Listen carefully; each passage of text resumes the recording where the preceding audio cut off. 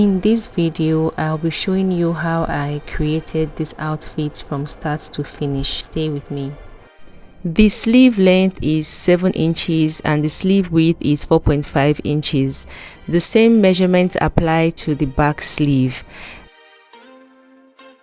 The back cape length is 8.5 inches. Neckline measurement for the front is 3.5 by 3.5 inches and for the back 3.5 inches by 1.5 inches. Now we will go ahead to cut out the pattern pieces.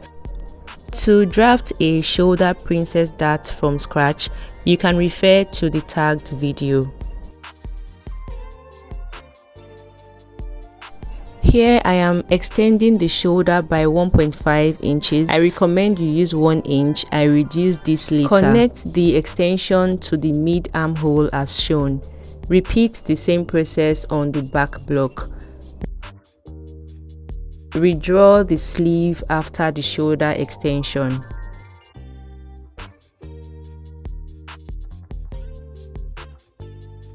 Go ahead to continue cutting the pattern paper.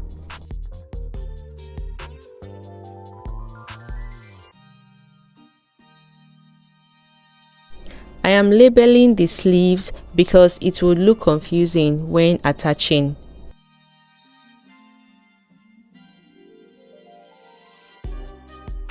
I also labeled the back yoke.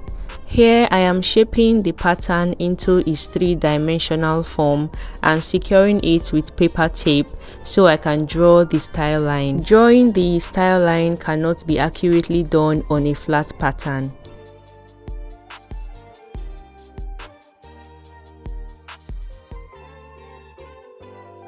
This top length is 23 inches and the half length is 18 inches. From the center front, mark 2 inches up and create a basque line to the half length. Create a slight curve from the under bust to the half length as shown. Draw another style line from the armhole about 1 inch above the chest line down to the under bust. From the neck width, draw a V neckline to the chest line. Keep the shoulder edge straight with no slope. Remove the tape and then we proceed to cut the back pattern.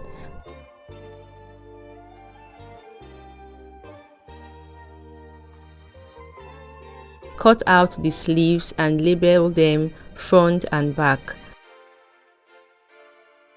We will join the sleeve sides together to make a whole sleeve, leaving the gap at the sleeve hem as shown. Place the back pattern on a fresh pattern paper and using a tracing wheel and marker, trace out the yoke.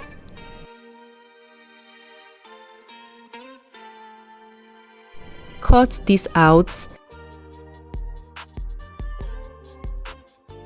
Then cut the main back block. Label side back and center back.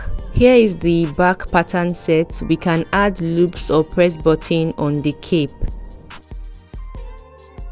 In a similar way, place the front block on a fresh pattern paper and trace out the style line. This becomes the front cape. I am placing the sleeves by it so we see how it forms.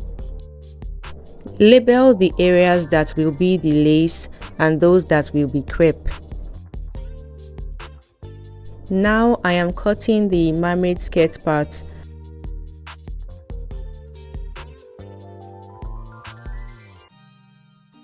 Shaping the front side shape.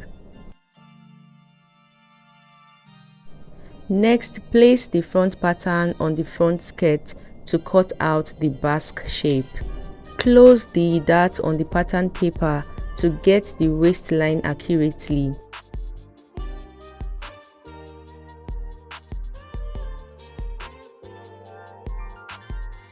Then notch the center back to identify the zipper points.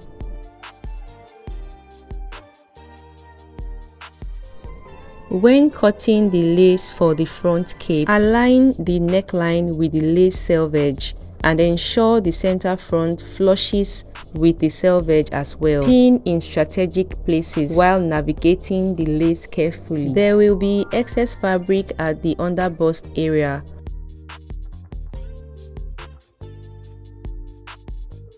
Cut away the excess, leaving 0.5-inch seam allowance. When cutting out the lace, leave 0.5-inch around for seam allowance. Here I am laying the lace side by side, aligning and holding the dart together to see how the front cape will form.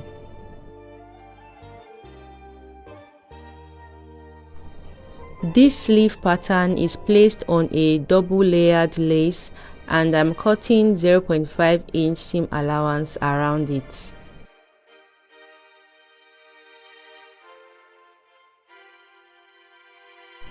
In the same way, cut the back cape, leaving a 0.5-inch seam allowance around it. Here I am showing you the shoulder pad, cup chain, satin and tacking stones we will be using. Place the crepe fabric on fold to cut out the main front block. Use 0.5-inch seam allowance on every side except the side seam that requires 1.5-inch seam allowance.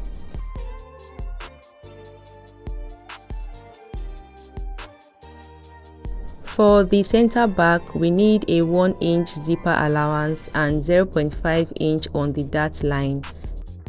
Notch the zipper allowance for identification. The side back has 0.5-inch seam allowance on all edges and 1.5-inch at the side. Cut satin or your fabric of choice for the front and back lace lining. You should also cut lining for the main bodice block. The next part shows the sewing process. Thank you so much for watching, and bye for now.